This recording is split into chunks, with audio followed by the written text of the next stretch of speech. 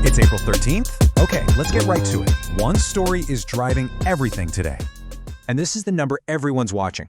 WTI crude just blew past $100 a barrel. And here's why. The market is spooked after weekend peace talks between the U.S. and Iran went nowhere. And the response? President Trump just announced a full U.S. naval blockade of all Iranian ports. So yeah, the market's fear gauge is spiking. Volatility is up over 9%. Investors are nervous.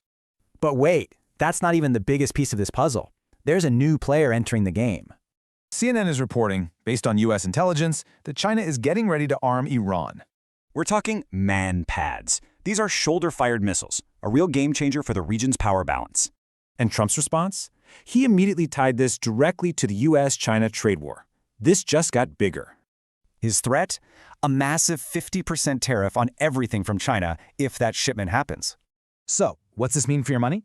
Well, energy stocks are up, airlines and cruise lines, not so much. Okay, so here's what you need to be watching for the rest of the day. We've got key inflation data out tomorrow. Plus, big banks like JP Morgan and Citi report earnings this week. So the big question for your trading day is this a dip to buy, or is it time to take some risk off the table?